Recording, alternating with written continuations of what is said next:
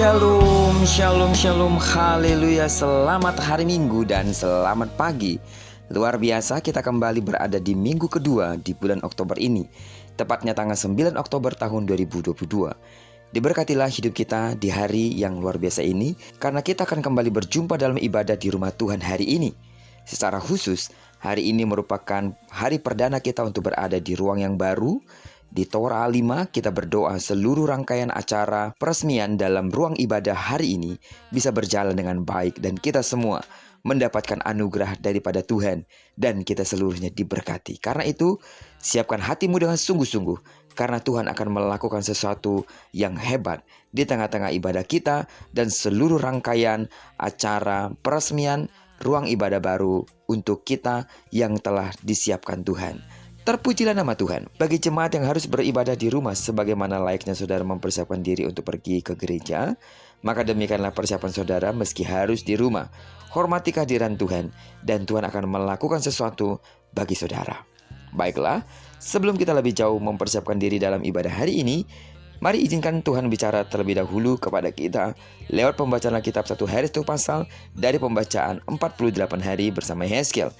Dan hari ini kita telah berada di hari yang ke-40, maka kita akan membaca kitab Yehezkiel pasal yang ke-40 ayat pertama sampai dengan ayat ke-49. Judul renungan kita di hari yang luar biasa ini, di balik hukuman ada harapan. Sebagai pengantar renungan hari ini, saya akan coba bacakan untuk kita ayatnya yang ketiga. Kesanalah aku dibawanya, dan lihat, ada seorang yang kelihatan seperti tembaga dan di tangannya ada tali lenan beserta tongkat pengukur dan ia berdiri di pintu gerbang. Sidang jemaat Tuhan, kehangatan murka Allah selalu beriringan dengan kasih-Nya yang memulihkan. Amin. Benang merah itulah yang tampak dalam berbagai penglihatan sepanjang pasal 33 sampai dengan pasal 48. Di pasal 40 sampai 48, janji pemulihan Israel ditandai dengan penglihatan akan bait suci. Tuhan membawa Yehezkiel ke tanah Kanaan yang telah 25 tahun dia tinggalkan. Ia dibawa ke gunung tinggi untuk melihat kebangunan bait suci yang baru. Secara simbolis, lokasi dibangunnya bait suci pada tempat yang tinggi mempresentasikan tingginya kadar kesucian hidup umat Tuhan. Sayangnya, kemurtatan terhadap Tuhan dalam bentuk praktik penyembahan berhala justru terjadi di bait suci, sehingga Tuhan tak lagi berkenan padanya. Dalam penglihatannya terdahulu, Yehezkiel menyaksikan bagaimana kemuliaan Allah pergi meninggalkan bait suci melalui pintu gerbang timur. Saudara masih ingat pada pasal yang ke-10, amin? Kali ini, bagian pertama bait suci yang diperlihatkan kepadanya adalah pintu gerbang yang sama. Dari tempat yang sama, Tuhan yang pernah pergi akan hadir kembali ke tengah-tengah umatnya.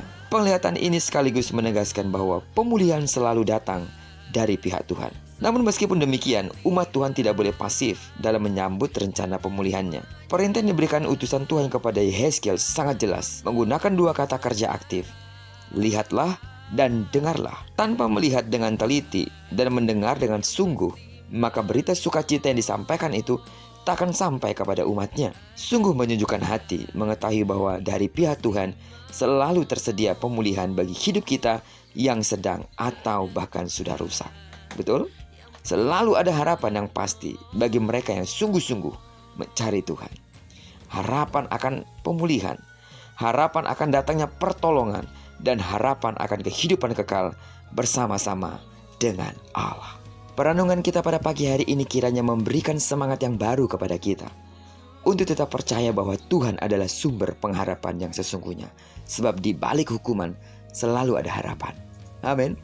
Karena Tuhan tidak mau kita menjadi anak-anak gampangan, tetapi Tuhan harus menghajar kita dengan caranya agar kita berbalik kepada Tuhan, dan pengharapan di dalam Tuhan tidak akan pernah sia-sia. Terlebih jika kita berada di hari ini, di hari minggu kedua di bulan Oktober tahun 2022, jika Tuhan memberikan kita tempat yang baru, ini adalah sebuah harapan yang luar biasa, di mana Tuhan pasti melakukan hal yang besar bagi Rusunami Bandar Kemayoran Tora 4 dan pun A5. Ketika gereja Tuhan ada di sini, kehadiran saudara sungguh-sungguh nyata ada di sini. Harapan untuk pemulihan umat Tuhan yang ada di Tora 4 maupun A5 akan terjadi. Karena itu sidang jemaat Tuhan, jadilah terus menjadi jemaat yang bersemangat. Jadilah terus menjadi sidang jemaat Tuhan yang merindukan hadirat Tuhan dinyatakan di setiap waktu saat kita beribadah. Dan rindukanlah terus kepada Tuhan supaya kiranya Tuhan mengirimkan jiwa-jiwa yang harus dipulihkan di rumah Tuhan. Karena Tuhan mau melakukannya bagi setiap orang yang percaya kepada Kristus. Teruslah doakan atas keberadaan gereja kita di Tora 4 maupun A5 agar kita bisa menjadi berkat. Terpujilah nama Tuhan. Diberkatilah kita sepanjang hari ini, digenapi firman yang telah berjanji bahwa apa yang dikerjakan tangan kanan, tangan kiri kita dibuatnya berhasil. Amin. Sidang jemaat Tuhan yang harus pelayanan hari ini sesuai dengan jadwal dan kita telah mendoakannya, percayalah. Apa yang Anda lakukan hari ini di bait suci, Tuhan akan urapi. Dan diberkatilah kita kemanapun kaki kanan, kaki kiri kita melangkah sepanjang hari ini, karena kita telah menyerahkan diri kita sepenuhnya ke dalam tangan pimpinan Tuhan. Terlebih bagi saudara yang akan berjalan dari rumah menuju rumah Tuhan di Rusunami, percayalah Tuhan akan menyertai perjalanan saudara. Diberkatilah seluruh sidang jemaat Tuhan, kiranya kasih karunia Allah melimpah dalam hidupmu senantiasa, dan kesembuhan terjadi bagi sidang jemaat Tuhan yang sakit, sehingga nama Tuhan dipermuliakan atas hidupmu. Diberkatilah kita bersama dengan orang-orang yang kita kasihi, serta bersama dengan orang-orang yang kita cintai dimanapun mereka berada.